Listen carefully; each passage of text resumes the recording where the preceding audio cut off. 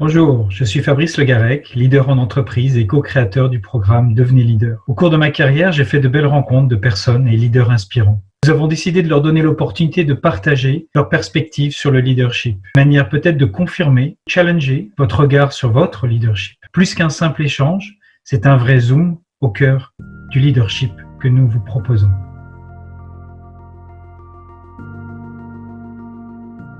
Bonjour Marc. Bonjour Fabrice. Comment allez-vous? Je vais bien. Merci. Super.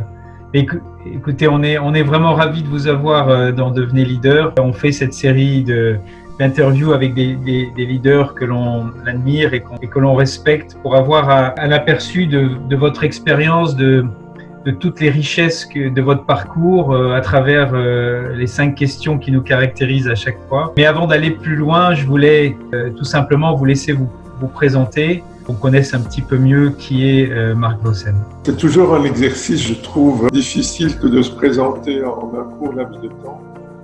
La vie est tellement riche. Je m'appelle Marc Vossen, alors je vais peut-être épeler mon nom de famille parce que je trouve que ça traduit déjà quelque chose. Alors mon nom de famille c'est Vossen, donc c'est le V de victoire, le O de optimisme, le S de sérénité, un autre S de sagesse, le E de enthousiasme et le N, alors là on choisit, soit on choisit nostalgie, soit on choisit énergie, dont je suis le CEO pour Nostalgie et Énergie en Belgique. Les mots que j'ai proposés par rapport à mon nom sont des mots qui me caractérisent aujourd'hui. Je ne dis pas qu'il y a 20 ans, 30 ans, j'aurais parlé de sérénité et de sagesse. Vu mon grand âge, je comprends. Je m'approche d'une certaine sérénité et d'une certaine sagesse. Et l'optimisme et l'enthousiasme sont vraiment des éléments importants et qui me caractérisent beaucoup. Les victoires, parce que je pense que je prends toujours, et c'est le côté optimiste des choses, la bouteille à moitié pleine plutôt qu'à moitié vide. Et donc je pense que même quand on expérimente des choses, on a l'impression d'échouer dans certaines choses, je pense que ce sont des victoires. C'est un état d'esprit qui permet de transformer un échec ou une leçon en victoire. Et ça, c'est clairement un trait de caractère aussi. Oui, mais je suis d'accord. Ma maman vient de décéder et je pense que elle m'a légué ce point d'enthousiasme et d'optimisme. Elle avait ce regard sur la vie qui permet effectivement de faire face à beaucoup de choses et de pouvoir dépasser cette foi en fait qui déplace les montagnes. Tout à fait. Et par rapport à mon prénom, alors il y a le M de magie, le A de amour, le R de rêve et le C, alors on peut choisir, moi je choisis aujourd'hui Chérie parce que c'est la 3e radio dont je m'occupe en Belgique, mais on peut aussi faire le C de confiance et de curiosité. Au choix. Quelle belle façon de se présenter, très originale. Après toutes ces années, quel leader êtes-vous? Ou êtes-vous devenu? Je pense qu'on passe par des stades différents. Aujourd'hui, je suis chez N-Group. Donc N-Group, c'est le groupe qui rassemble les 3 radios Nostalgie, Énergie et Chérie. Et puis la petite sœur Nostalgie Plus en Belgique francophone et du côté flamand Nostalgie Énergie. En fait, on pratique le leadership participatif. Et aujourd'hui, je pense être un leader participatif. Et ça veut dire quoi, un leader participatif? Je le résume en une seule question en fait. Le leader participatif, c'est sa question favorite. Qu'en pensez-vous? Et je pense que j'ai été dans ma vie à la fois un leader extrêmement directif. C'est faites ce que je dis. Je l'ai été pleinement. Et puis je pense que j'ai été un leader plus chef de file, c'est-à-dire faites comme moi. C'est-à-dire que c'était plus simplement faites ce que je dis et juste faites-le. Mais là, je montrais l'exemple. Le rôle modèle. Oui, voilà, exact. Et aujourd'hui, j'aime bien en fait mon animal symbole fétiche, c'est le loup. Et quand vous voyez une meute de loups, en fait, le loup leader n'est pas devant. devant, il place les vieux loups, ceux qui risqueraient d'être à la traîne. Et si le chef de file était effectivement devant, si le leader était devant. Tandis que non, là, en fait, il met d'abord les vieux loups, et donc on avance à leur rythme, et lui, il est derrière. Et il veille effectivement à ce que chacun continue à faire partie du groupe et avance avec le groupe. Et les vieux qui sont devant, c'est cette fameuse sagesse dont on parlait tout à l'heure. Et je trouve que cette image du leader-là, qui englobe, qui enrobe, qui soutient, et c'est vraiment, en fait, aujourd'hui, le leader participatif, c'est l'inversion de la pyramide hiérarchique. C'est-à-dire qu'il est là pour soutenir et non pas pour être au-dessus. Et c'est vraiment, on a inversé et je pense être, mais je suis toujours en apprentissage, hein, et on apprend tous les jours. Et on n'est pas un leader définitif. Je ne sais pas quelle est la suite, mais en tout cas, c'est ce que je crois bien être aujourd'hui. C'est vrai que peu de gens connaissent l'organisation Meute, mais c'est vrai que ça donne une très belle image et c'est très compliqué d'être, surtout dans ce que vous nous expliquez là, c'est dans l'espace d'une carrière, de passer d'un mode à l'autre, ça demande beaucoup de remise en cause personnelle. Vous savez, je pense que nous avons, avec Valérie, qui est une connaissance de lui, que je pense que vous connaissez bien, oui. On parle beaucoup du leadership et on travaille effectivement sur des formations, on est en train d'écrire un livre à ce sujet, mais il y a une incroyable évolution dont on ne se rend pas compte en fait au moment où on la vit, mais ce n'est qu'avec le recul et quand on prend le temps, on se dit « Waouh, on est passé par tout ça, on a eu tous ces doutes et on en a encore ». Mais ce sont les doutes qui nous font avancer, progresser, c'est cette curiosité par rapport à sa propre évolution et l'évolution du monde et des autres, que l'on parvient à effectivement aujourd'hui se dire tiens, il y a ces étapes différentes qu'on a franchies. J'aurais pas pu vous dire ça il y a 10 ans ou il y a peut-être même 5 ans. C'est clair, et le monde va très vite et évolue et on doit s'adapter aussi à tout un tas de nouvelles donnes. La dernière étant la crise du Covid qui est en train, on voit bien que c'est en train de changer. Déjà, la relation dans le monde du travail, le lieu physique où on travaille, la relation par rapport au manager. Les premières études sortent, c'est passionnant de voir ce qui a déjà changé en 3 mois, c'est fou. C'est rassurant en fait, je trouve. Oui, tout à fait. Et c'est une nouvelle preuve que de tout obstacle, on peut faire une opportunité. Vous savez, la phrase favorite que l'on peut se poser comme question, j'ai entendu il y a quelques semaines, une chouette définition du bonheur. C'est un état de bien-être durable, quelles que soient les circonstances, positives ou négatives que nous vivons. Et la question à se poser, je vous parlais d'une question tout à l'heure par rapport au leader participatif, qu'en pensez-vous? La question c'est, quand un événement vous arrive, qu'est-ce que je fais avec ça? Qu'est-ce que je peux faire avec ça? Et rien que de se poser cette question-là est juste magnifique. Ouais. Parce qu'on passe par des moments extrêmement douloureux, de souffrance, de tristesse, de solitude. Mais derrière ça, qu'est-ce que je fais avec ça? Et il y a un humoriste américain, C.K. Lewis, qui disait « À force de vivre que des demi-peines, on ne vit que des demi-joies. » Pour aller jusqu'au bout de ses douleurs, de sa tristesse, de sa solitude, de sa souffrance, pour derrière ça, aller au-delà de ses... Et être enthousiaste dans ses joies et ses moments de bonheur. C'est très beau, c'est très beau. Alors, on va revenir un petit peu sur l'histoire et votre histoire. Il y a un moment qui définit la plupart des leaders que j'ai interviewés, arrive à peu près à définir ce moment où on prend conscience de devenir un leader. Et il se passe quelque chose à ce moment-là qui nous fait vraiment grandir, bondir, réfléchir et qui nous transforme. Quel était ce moment pour vous, Marc Vossen? C'est une très bonne question et en fait, je ne suis pas sûr d'être capable de répondre à cette question. Parce que j'ai l'impression qu'en fait, nous sommes tous des leaders en puissance.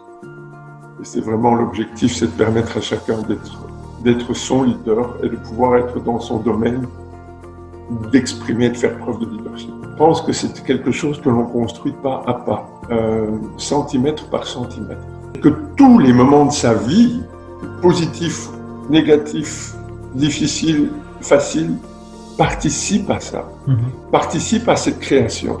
Quand vous me dites ça de manière spontanée, je pense à un élément, mais qui a un rapport, je pense, à la question quel est le moment, un bon moment de leadership. Parce que nous avons créé une comédie musicale il y a cela une dizaine d'années, en 2010. Ça s'appelait Mana, ça s'appelle toujours Mana d'ailleurs. Suite à un événement douloureux que j'ai vécu, la perte d'une de mes filles. Alors Sophie, sagesse en grec, oui, c'est vrai. Elle m'habite beaucoup. Je me suis donc posé cette question, qu'est-ce que je fais avec ça? Pas de manière aussi facile. Et j'ai voulu créer effectivement une comédie musicale, parce que c'était un rêve de gosse. Et j'ai, dans ce cadre, entraîné 80 personnes avec moi pour réaliser en fait ce rêve. John Lennon disait, rêver seul reste un rêve, rêver ensemble devient la réalité.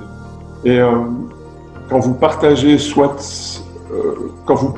en fait, que ce soit une douleur, une tristesse ou une joie, un bonheur, un rêve, il y a quelque chose qui naît, il y a quelque chose qui se déploie, il y a quelque chose qui se développe. Et c'est cet enthousiasme commun autour de ce projet, avec cette force de conviction, avec l'attachement qu'on peut avoir aux gens, tout d'un coup, il y a quelque chose qui émerge. Et s'il y a un moment, si je dois en choisir un, et ça vient de manière, ça émerge de manière spontanée, c'est sans doute celui-là.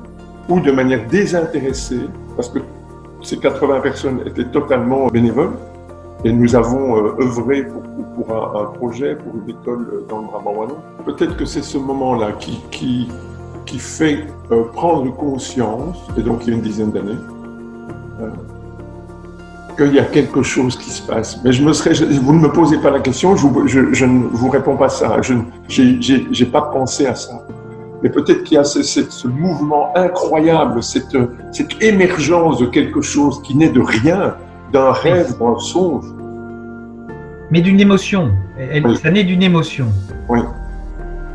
Et vous dites deux choses très importantes, vous parlez d'émotion, vous parlez de, quelque part, des gens bénévoles qui arrivent à partir ensemble sur quelque chose sur lequel, bon, ils vont certainement y trouver quelque chose, mais ils ne savent pas quoi. Mais ils ont derrière votre leadership à ce moment-là, l'envie de faire quelque chose, donc arriver à créer, grâce à l'émotion, une osmose, un groupe qui va avancer ensemble. Ça, c'est beau, quoi. Ce qui est formidable, c'est le fait d'atteindre l'objectif. Donc, on a réuni 50 000 € pour cette école. Vous voyez, ce qui est génial dans des projets, c'est qu'en cours de route, il y a toujours des surprises, tout le temps. Et ça n'est pas un long fleuve tranquille, c'est tout le temps avec des bras de mer qui s'enfoncent dans la terre et puis qui reviennent. Pendant la création de ce spectacle, il y a le tremblement de terre à Haïti en 2010. Et une des personnes qui participe à cette aventure est la maman d'une petite fille haïtienne qu'elle a adoptée. Et elle se dit, moi, je ne peux pas rester ici en Belgique alors que tout le monde souffre là-bas. J'y vais. Et donc, elle y va 3 semaines, etc. Elle revient, elle est fourbue, harassée, mais heureuse d'avoir. Et elle crée un orphelinat. Et en fait, vous imaginez que l'école pour laquelle on avait réuni 50 000 € a décidé de diviser en deux cet argent. Donc, ils ont gardé 25 000 € et ils ont donné 25 000 € à la SBL Tigoudlo qui a été créée pour l'occasion, pour créer cet orphelinat. Et aujourd'hui, grâce à cette comédie musicale, grâce à ce rêve, grâce à ce songe, grâce à cette tristesse, aujourd'hui, il y a 40 orphelins qui vivent en Haïti sous un toit, entre des murs, abrités. Et jamais, si on ne met pas en place ce rêve, si je ne dis pas à un moment, je veux rêver et réaliser ce rêve pour Sophie et pour Antoinette, ma filleule qui vit dans cette école, il n'y a rien, il n'y a pas cette connexion entre Haïti et le Brabant wallon. C'est totalement improbable, inouï, inimaginable. Et pourtant, c'est arrivé. Parce qu'il y a cette envie de réaliser ce rêve et de dépasser, de vivre pleinement cette peine et de vivre pleinement cette joie.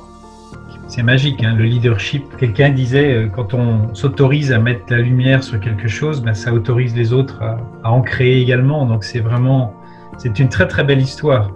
Alors, on peut se tourner sur le monde d'aujourd'hui.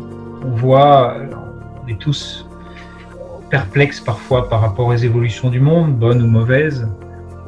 On voit ces jeunes qui arrivent, on en voit tous les jours dans nos entreprises, dans nos projets.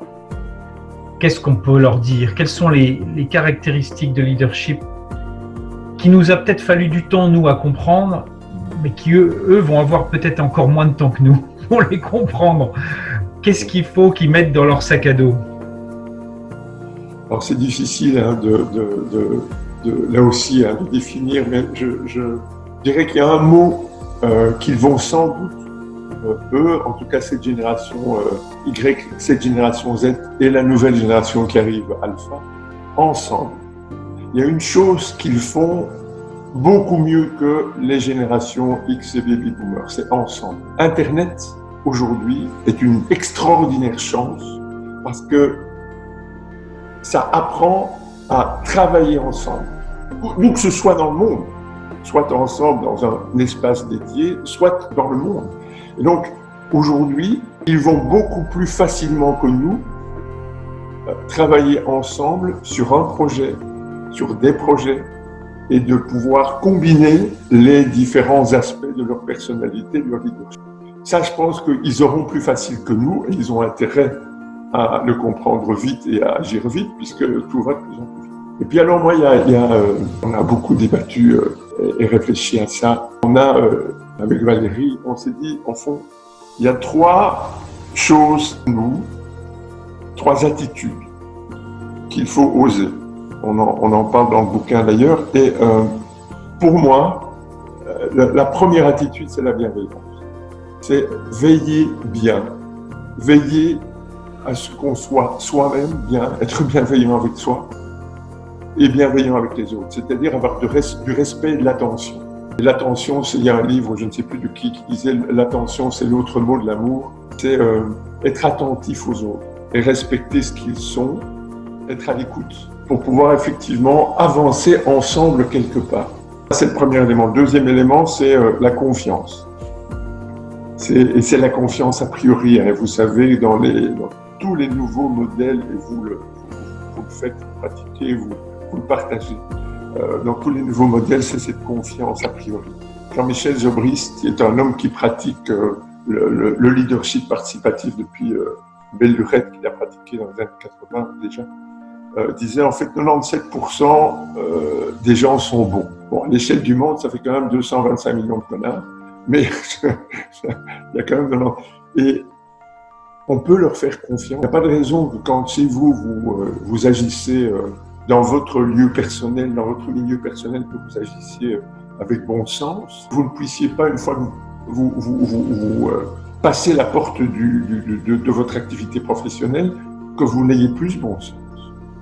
Et que vous ne soyez plus capable de le mettre au service d'une œuvre commune, d'un projet commun, dans une organisation, une association, une entreprise, une famille même, de la même manière, dans toute organisation humaine. Et si vous voulez, si vous avez la bienveillance et la confiance, ces 2 éléments, ça va entraîner un 3e, l'authenticité.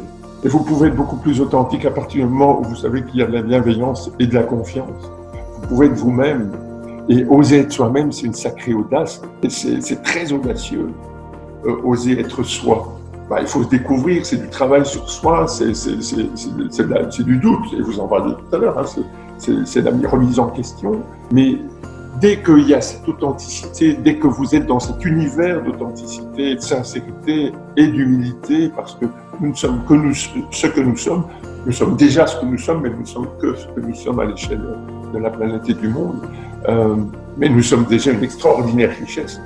On est plus riches ensemble, 1 + 1 = 3. J'ai jamais été très fort en maths. Et je trouve que, voilà, si on peut renforcer cet élément ensemble, en être conscient. Quand elle est tout seule, une oie cendrée va 24% plus vite.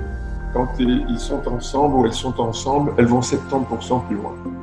Donc ensemble, bienveillance, confiance a priori, authenticité. Et remarquez, je n'ai pas parlé de compétences professionnelles. Absolument. Les compétences professionnelles viennent à côté, après, pendant, peu importe. Mais c'est ces attitudes-là qui sont pour moi essentielles. Mais avec le recul, si vous pouviez recommencer, qu'aimeriez-vous faire différemment comme leader ou dans votre parcours? Alors, je vais être présomptueux. Rien.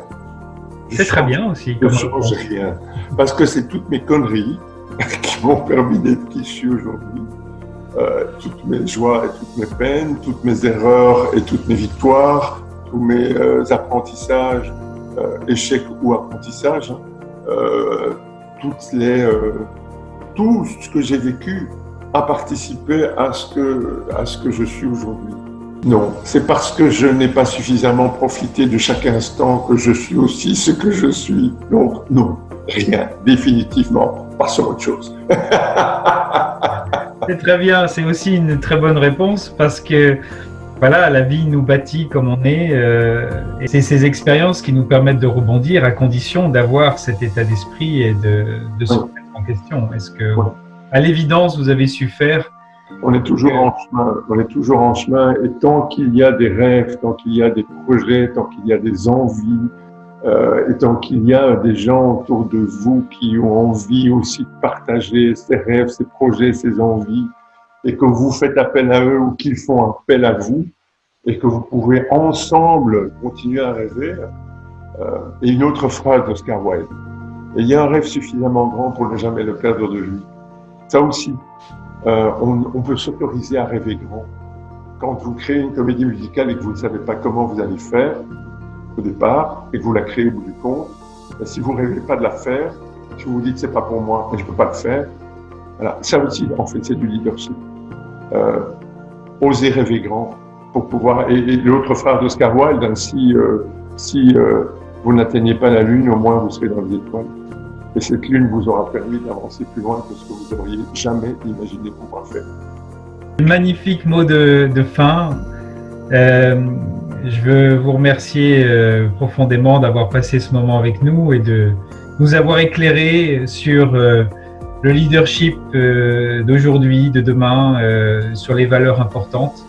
Merci Marc. Merci Fabrice, merci à vous. C'est un plaisir que de pouvoir réfléchir quand on vous pose des questions et que vous les posez aussi avec beaucoup d'empathie et de justesse. Donc merci pour ça.